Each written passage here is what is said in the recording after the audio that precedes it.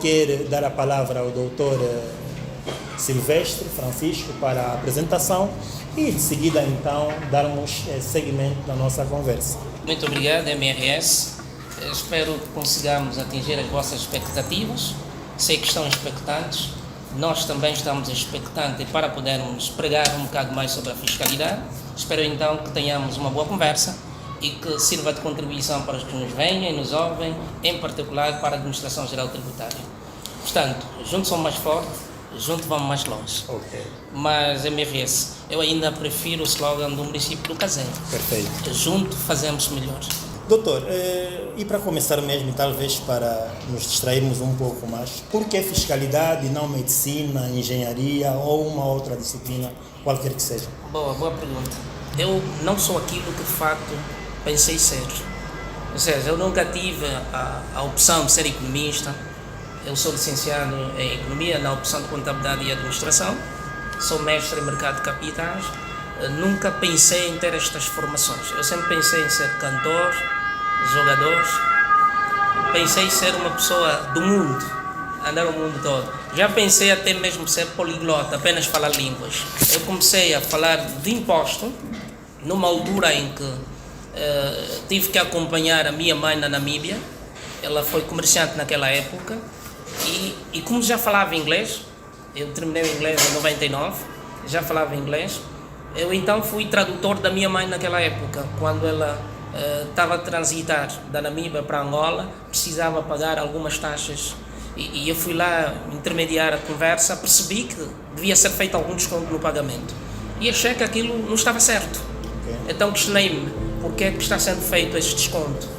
Deram-me uma aula que eu não percebi e eu disse para mim mesmo, quando chegar em Angola eu tenho que aprender sobre isso. Eu procurei aprender sobre os impostos, depois percebi que eu já domino o imposto porque eu já pagava imposto na África do Sul. Eu fiz 7 anos na África do Sul. Nunca entrei para uma escola, nunca fiz formação de fiscalidade, não tenho nenhuma formação sequer.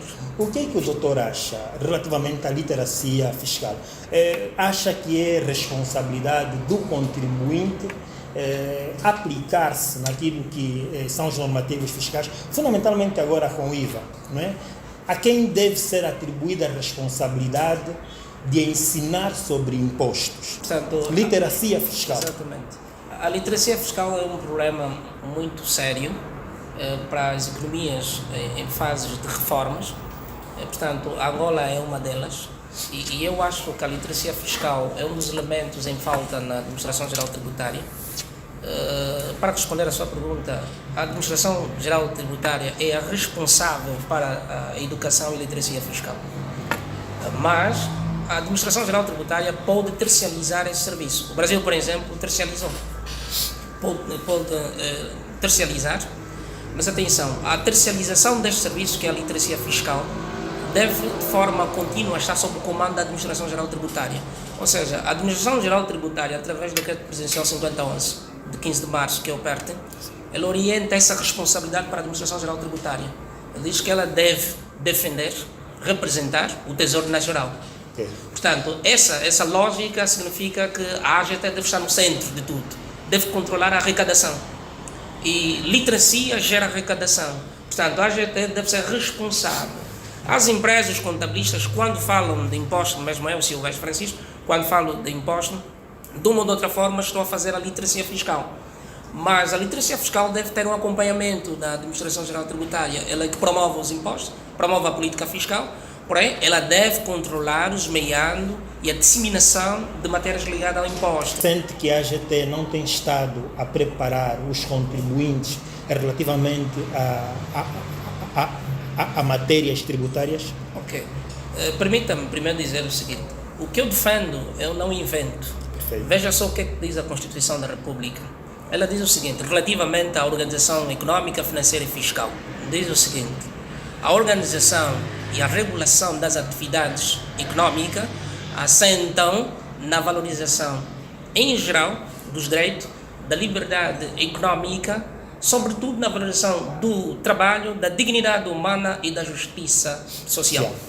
Repara o que é que diz também o PERT no 5011-15 de março, do ponto 1.2, quem tiver o livro, pode ver na página 45, ele diz o seguinte, o sistema tributário, antes de tudo, deve estar em consonância com a Constituição da República. Ou seja, promover a justiça fiscal ou justiça social depende de uma política fiscal que respeite a equidade e a solidariedade em todos os setores da vida.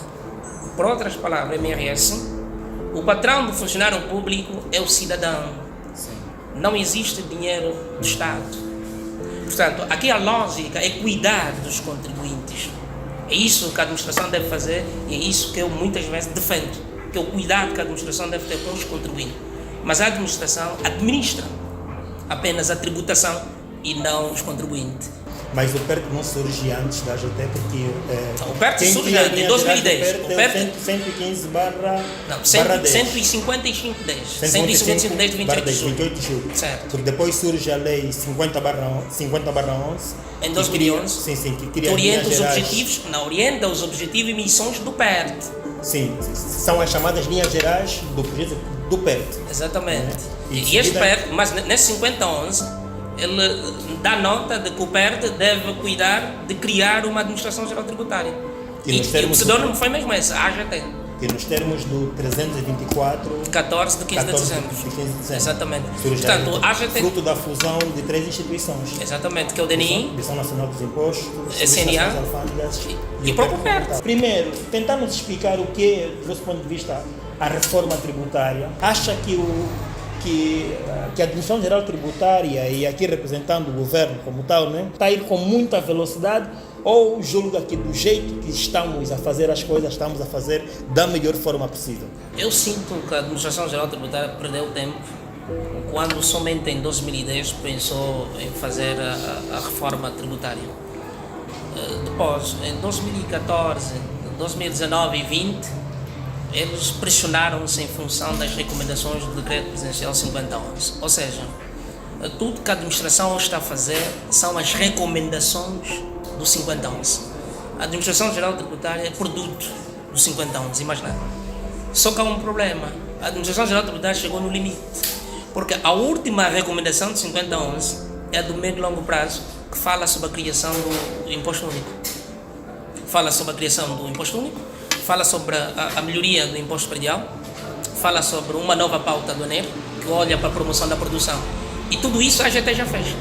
Pronto, nós estamos agora numa fase da alternativa. A minha posição está no seguinte: eu gostava muito de ver depois disso o que é que vamos fazer. É que tudo terminou. Toda a orientação do 5011 foi esgotada. E é mesmo aí onde nós queríamos tocar. Porque quando a Lei 50/11, quando o Decreto Presidencial 50/11 faz menção do imposto único, está a meter de parte os impostos cedulares. Exatamente. O grande problema é a extorsão. A Lei 50/11 faz menção deste elemento. Exatamente. E fazendo menção deste elemento, não está aí a trazer o IRPC, não está aí a trazer o IRPS, o Imposto sobre as Pessoas Singulares, e trazendo estes elementos, não está aqui a trazer, não está aqui a excluir já os impostos cedulares para impostos unificados, do seu ponto de vista? De uma ou de outra forma, a tendência é esta, mas ela orienta que devam caminhar para a construção de impostos únicos sobre o rendimento para pessoas coletivas e singulares. Agora, o desenho desses impostos, ela não deu instrução. Ela deu orientação que devem organizar-se neste sentido, mas não deu instrução. Agora, se viajarmos para outras paragens, a construção do imposto único não é desenhada no formato que temos. O formato que temos dependeu da Administração Geral Tributária e que eu senti que é um formato muito vago. Por que é que nós fizemos?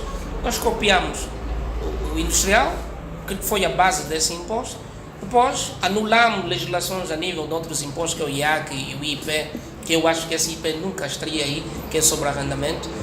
Anulamos a legislação, trazendo apenas alguns conteúdos ligados a esses impostos, trouxemos para lá. Doutor, de 2010 para cá, o Código do Imposto sobre o Rendimento do Trabalho praticamente foi o que mais sofreu alterações.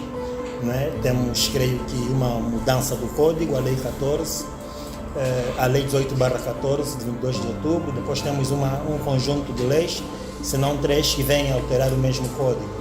O IVA em 2019 acabou revolucionando, entanto é que em abril, que era a data prevista para a sua entrada em vigor, não resistimos, o legislador teve de transferir, não é, com a lei 1/19 para uma outra data. E agora estamos a falar do imposto sobre o rendimento das suas coletivas. Portanto, são 3 impostos que acabam sendo virais, não é? Eu gostaria que falasse um pouco de cada um deles. A começar mesmo pelo IRT. Acha que as alterações que temos estado a viver com o IRT são legítimas? Não são legítimas. Eu acho até um imposto injusto. O imposto sobre rendimento de trabalho é um imposto injusto. Eu não estou a falar sobre Angola. Sim, é um imposto injusto, porque esse imposto incide sobre o rendimento das pessoas. Perfeito. E se analisarmos, ela tributa o salário nominal. É isso. O salário nominal é medido pela quantidade de moeda. O salário real é da compra. Ela afeta. Isso é uma batota. Nem devia existir. E por outra, eu penso que em 2020... Mas não será esse o motivo que faz com que os próximos passos venham a ser o imposto sobre as pessoas singulares? Também. Eu penso que em 2021 eu tive uma entrevista. Portanto, eu já falava também que tenho a certeza, foi assim que eu disse nesse vídeo. É um vídeo que girei no YouTube, eu fiz essa entrevista, e eu disse, eu tenho a certeza que nós vamos alargar a base de tributação para 100 ou 200. Alargamos para 100.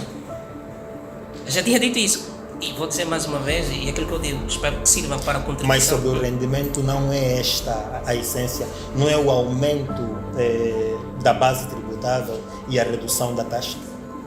O 5011 também orienta isso, né? Refere às taxas, até diz que deve-se emitir um decreto sobre as taxas, olhar a questão das taxas, alargar mais a base. O problema é que nós, ao alargarmos a base, mexemos com as incidências objetivas. Neste preciso momento estamos abertos para a questão. Portanto, quem tiver alguma questão a expor ao nosso preletor, deverá apenas levantar o braço e expor então a questão. Tenho acompanhado nas redes sociais, dou os meus parabéns por tudo quanto tem feito e tem contribuído para esta que é a literacia fiscal. Dr. Silvestre Francisco, quais são as principais motivações de facto da reforma fiscal? O Dr. Silvestre falou de vários pontos, dentre eles frisou que o legislador não entende de contabilidade, entende de lei. Então eu perguntaria ao doutor, se estivesse no lugar do legislador, uma vez que o doutor entende a contabilidade, o que o doutor poderia fazer de novo? O que quer dizer paraíso fiscal? Isso quer dizer que esse país é um paraíso fiscal e coisas do gênero. Eu agradeço imensamente o carinho. As reais motivações da reforma fiscal. Portanto, o desenho atual da reforma fiscal dá nota que é urgente que se pense num sistema fiscal inclusivo, ou seja, que todos entrem, sintam-se bem e venham como dever da cidadania. Portanto, eles obrigam-se, opcionam-se a esse desenho porque o decreto 5011 orientou a este compromisso.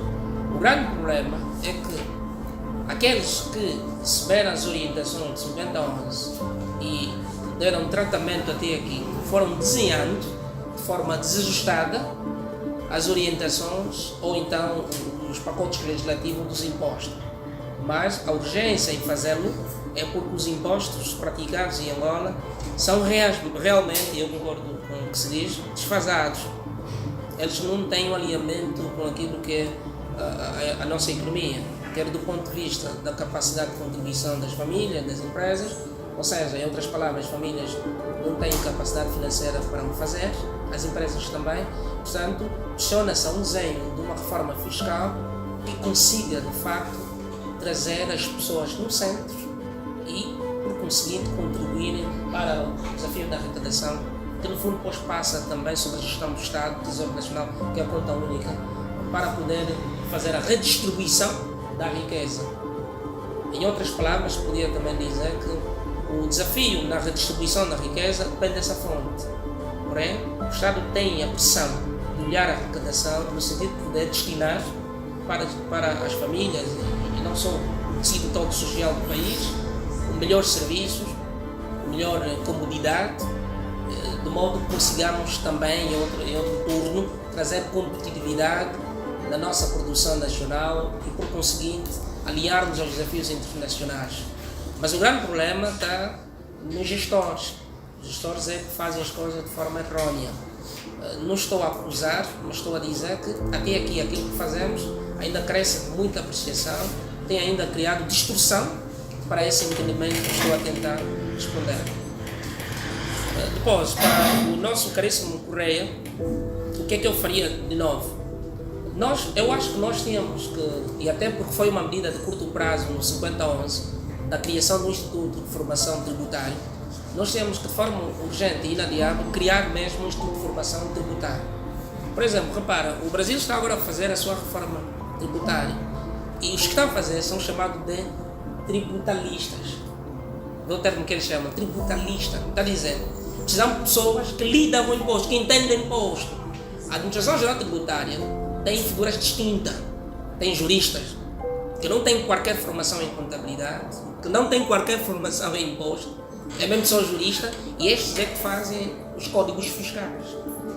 Tem contabilistas que, sobretudo, não estão na área dos serviços fiscais, estão numa outra área. Às vezes são convidados a entrar para essa sala quando está a fazer esses temas. E entram assim muito rápido, fazem uma coisa muito rápida. Então, o que é que será a figura do tributalista? No caso, eu podia pressionar para a existência do Instituto de Formação Tributária. Seria alguém que entende de lei fiscal, seria alguém que entende de economia, seria alguém que entende de contabilidade. Se eu lhe convidar para desenhar uma formação de fiscalista, acredito que vais desenhar esses temas ligados à economia, à contabilidade e ao imposto. Então ele teria um domínio transversal na economia, na contabilidade e nos impostos. Este estaria devidamente preparado para poder trazer códigos fiscais. É só acompanhar nas redes, no YouTube do Reforma do Brasil. Eles são economistas por um lado, mas também são tributalistas. Eles percebem de imposto, percebem de contabilidade. Apesar de estar preocupados também, alguns, em alguns estudos, estão preocupados também com a questão da contabilidade e não só da própria economia, mas eles já têm pessoas indicadas e preparadas para poder dar tratamento a essa situação. Depois, eu esqueci o nome, não consegui anotar. Paulino Correia. O nosso, o último. O Tchecheu. Tchecheu. Paraíso fiscal. Portanto, sim, o paraíso fiscal não é somente países que têm sonegação com imposto. Atenção. Paraíso fiscal também são países que a taxa que se cobra, a repercussão da taxa que se cobra, ela é benéfica em relação ao custo que se está a ter no presente. Há um economista que defende isso, Adam Smith. Ele diz que o custo que se tem com o imposto agora é inferior em relação ao benefício. Vai, por exemplo, para a Dinamarca. A Dinamarca, em 2017, pressionaram o executivo para retirar a luz elétrica. Eles disseram que era um excesso de luz elétrica. Pronto, há coisas que também são boas no escuro, né? Pronto, mas eles pediram que se retirassem, porque a luz elétrica, o sistema de saúde, depende dos impostos. Portanto, eles pagam imposto para ter luz e eles também disseram que pode tirar. Quer dizer, aquilo que nós estamos a ver com o nosso imposto pode tirar. Isso é um paraíso fiscal, ou seja, a repercussão é positiva, há uma proporcionalidade, é linear, a contribuição é linear em relação ao benefício. Portanto, isso pode ser também tido como elementos de paraíso fiscal. Apesar de que muitos veem a lógica do paraíso fiscal apenas na sonegação. A sonegação é a lógica de que os impostos não ocorrem, ou impostos são muito reduzidos, demais, depois são muito reduzidos. É como uma taxa de juros. Se hoje fores fazer empréstimo a um banco de 100 milhões de kwanza, há uma taxa, por exemplo, 1000 kwanza a mês, isso é muito barato, é um custo muito barato, é um custo financeiro muito barato. As pessoas estão dispostas a fazer esse empréstimo. Portanto, eles chamam isso um paraíso. Portanto, nos impostos, essa lógica também ocorre para algum, falei agora do Japão, ocorre, as taxas são muito reduzidas no Japão. Até há países que têm apenas 1 a 12 impostos. Guiné Equatorial tem 1 a 12 impostos. Por exemplo, o IRT é dos impostos que arrecada-se muito. Nós não vemos isso no IRT. Estamos a olhar muito o IVA, mas o IRT arrecada muito. Nesse país, o IRT é o seu maior imposto. Contribui muito para o Estado. Há países que vêm. Estes também olham a lógica de um paraíso fiscal. Ou seja, eles não olham na perspectiva de que a taxa é baixa, mas de que não há muita asfixia. estou a tentar trazer vários temas ou conceitos para um paraíso fiscal. Então, ter um país que tem 12 impostos, mesmo que a taxa seja alta, mas 12 impostos, e todo o resto da atividade não está afetado a imposto nenhum, também pode ser tido como um paraíso fiscal. A lógica, o sentido único é o empresário consegue manobras, tem manobras. Então é isso. Paraíso é tudo que é bom, onde há manobra, a felicidade, o índice de felicidade é muito alto. Então essas são as lógicas do paraíso fiscal. Temos mais 3 questões.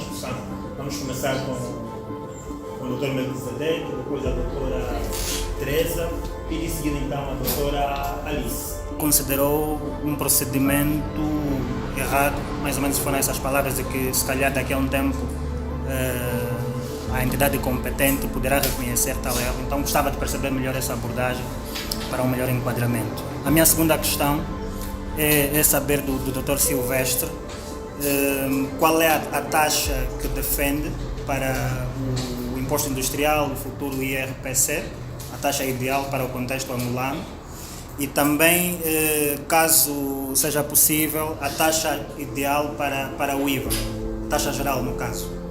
Se concorda com os 14, se discorda, qual seria a taxa e por que seria essa outra taxa e não as atuais taxas? Obrigado. Gostava de parabenizar o Dr. Silvestre pela magnífica aula, posso dizer assim. O Dr. Silvestre, né, falou da literacia fiscal, que é a responsabilidade da AGT. E o Dr. Silvestre ainda frisou que não existe dinheiro de Estado, a AGT deve cuidar dos contribuintes. Eu pergunto ao Dr. Silvestre, será que a AGT tem cuidado de facto dos contribuintes? Será que a AGT Tem cuidado dos contribuintes de facto? Trago a seguinte questão: qual é a utilidade do NIF para nós? Qual é o objetivo principal de uma reforma tributária? E onde é que os legisladores olham para ter uma base para uma reforma tributária? Bom, parcela fixa no IRT. Bom, eu não vou salvar aqui a AGT no minuto. Eu, muito sinceramente, a respeito da Administração Geral Tributária, mas já gerei várias contribuições que nem tive benefício nenhum. E eu tenho a máxima certeza que a de hoje também vão ser contribuições tidas em conta e que poderão, de facto, ter algum sentido. Vou só dar-lhe um exemplo para perceber mais ou menos onde é que está o desfazamento, o desarranjo na tabela. Talvez não é de domínio das pessoas, mas como é que se encontra as parcelas fixas? Vamos, e eu tenho a certeza que tem domínio da tabela, no segundo escalão da tabela anterior, a parcela fixa era de 3 mil quase. 3 mil quase. Segundo escalão, 3 mil quase. E a taxa 10%. O limite inferior 100 mil quase. Como é que se encontra o 3 mil quase? O limite superior 150 mil quase. Então, vamos lá ver o seguinte, 150 mil quase. Não, estou errado. O limite superior 100 mil quase, inferior 70 mil quase. Vamos lá ver. 100 mil quase, que é o limite superior, menos 70 mil quase, que é o limite inferior, estamos até 30 mil quase. Vezes a taxa de 10%, quanto é que estamos até? 3 mil quase, que é a parcela fixa. Tem alguma utilidade esses cálculos? Agora tiramos. E como é que se encontrava a segunda parcela fixa de 6 mil quase? Os cálculos eram feitos no segundo escalão, no escalão anterior. Ou seja, já estamos até 3 mil quase nesse segundo escalão. Eu volto outra vez a fazer, vou encontrar os 3 mil quase e vou considerar a parcela fixa encontrada 3 mil quase, a soma dos dois estará a dar 6 mil quase. Você tirou. Agora como é que eu vou encontrar os 6 mil quase? Só para ter uma ideia, como é que eu vou encontrar os 6 mil quase? Então alguma coisa está errada. Tem que estar errada. Como é que eu vou encontrar os 6 mil quase? Quer dizer, isso tem algum sentido, tem significância a nível da tabela. É explicado. Depois, as taxas, também é um decreto que faz referência às taxas. O 5011 orientou também a criação desse decreto para as taxas. No fundo, a AGT resume-se no 5011. A própria AGT é produto 5011. Só foi criada em 2014, com o decreto presidencial 324, de 15 de dezembro. Ela também é produto. Ela só é o que 5011 diz ser.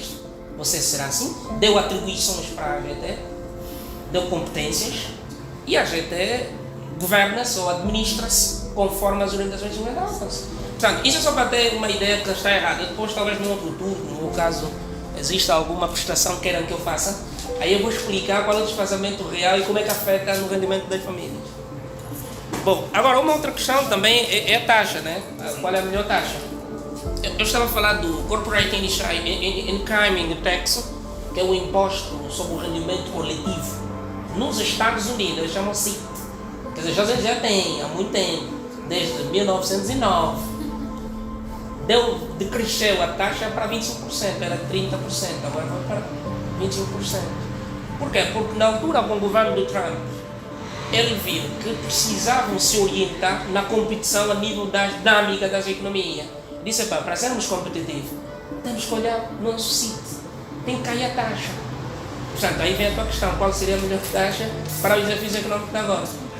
Eu não vou salvar também, já opinei, em 2000, penso que foi em 2019, eu opinei, 17 ou 18, que eu opinei que a taxa saísse de 30 para 25, graças a Deus foi ouvido, agora 25%, mas tinha dito que entraria só para o cofre do Estado 20%, os outros 5 eu tinha feito as indicações da distribuição, mas também já ouvi que haverá possibilidade de deixar até 20%. Já ouvi, eu vi por alguém mesmo da administração, que há possibilidade de deixar até 20%. E deste modo, já estou a responder a outra questão. Eu não sei se assim estamos a cuidar do contribuinte. Uma das questões, se calhar pode responder por assim. E uma outra questão que eu também posso trazer como resposta a nível se cuidamos ou não os contribuintes, tem a ver com as disseminações em termos de publicidade que a gente faz, que eu chamo que são disseminações paliativas, a nível da literacia fiscal, eles não têm muito alcance. E uma delas foi aquela que estava a ver com o IVM, onde passava, dizia que o avião sem asa não consegue voar, sem o IVM você não consegue andar. Eu não sei se assim estamos a cuidar do contribuinte. Por quê? Porque isso eu chamo de ameaça fiscal.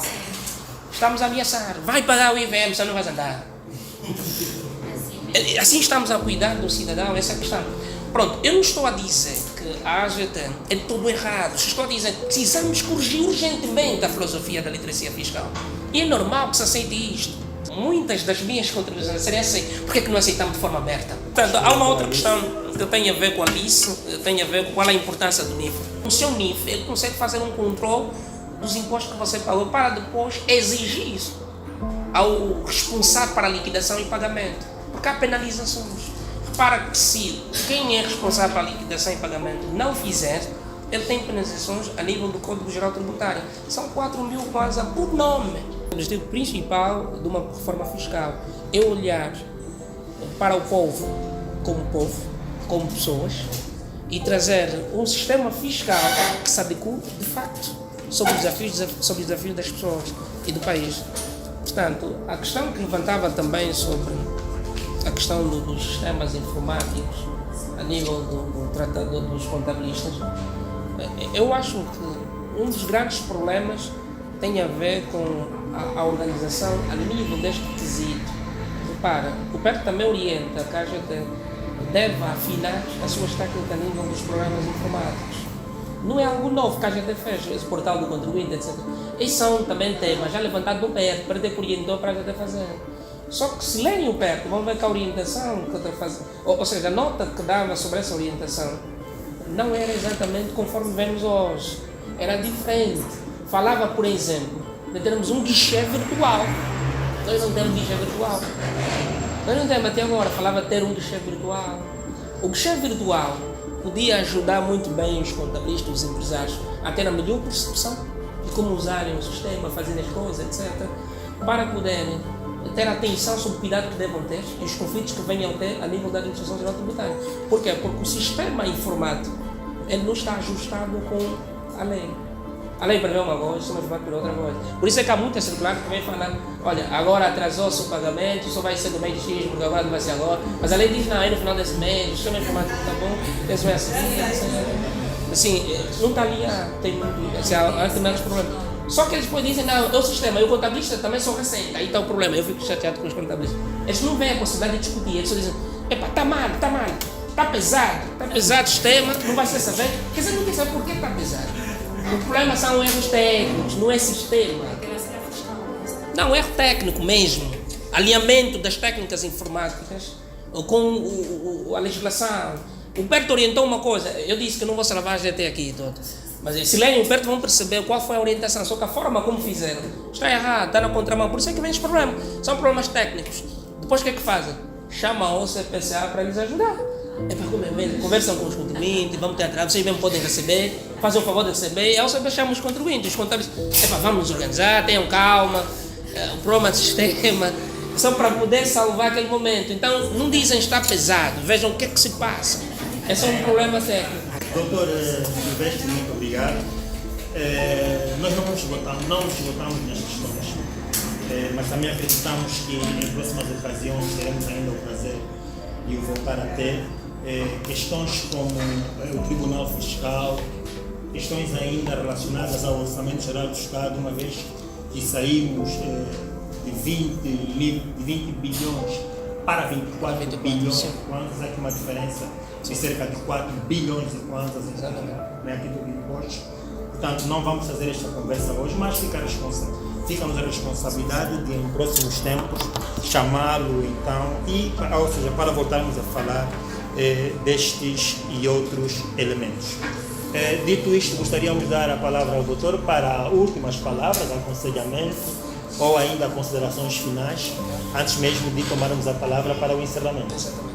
Portanto, eu gostaria que todos vissem o desafio fiscal como um dever da cidadania. Portanto, se virem desta forma, o que gostaríamos a fazer é sempre ter contribuições para a Administração Geral Tributária. Na verdade, eles perdem uma oportunidade de serem vistos como parceiro, mas são mesmo parceiros. Nós somos mesmo parceiros. Então, a nossa posição deve ser sempre de contribuição e só temos que corrigir o seguinte: juntos somos mais fortes, juntos somos mais loucos. Temos que corrigir. Deve ser, junto fazemos melhores. Deve ser assim. O Kazenga tem e isso é muito bom. Ou seja, aceitar todos. E os serviços regionais deviam ter feito isso, porque também o 5011 fala do recrutamento, né, de haver mais pessoal a nível da Administração Geral Tributária, da formação, até formação de fiscalidade internacional. Portanto, devia ser feito isso. Não estou a desencorajar a olhar a AGD como adversário, ou auditores que passam apenas a fiscalizar o trabalho das pessoas, mas não. Pecam em algum aspecto, mas devem olhar como parceiro. Agora, a nível da Administração Geral Tributária, é importante que tais contribuições, mesmo que desalinhadas, sejam tidas em conta. Estamos abertos para as contribuições. Do lado do CFMRS, eu gostava de cá estar mais vezes, eu sinto-me bem ao lado do meu amigo Manuel Ribeiro. É um prazer e de continuar também. Desta forma estou a disseminar também, estou a fazer literacia fiscal. É um prazer estar cá, voltar outra vez, gostava muito que tivesse um outro convite, um novo convite. De resto, eu acho que vamos continuar a fazer as nossas contribuições. Muito obrigado pelo carinho de todos. Estou muito feliz, gostei de estar com os senhores. E um bem-aja para todos. Muito obrigado a todos.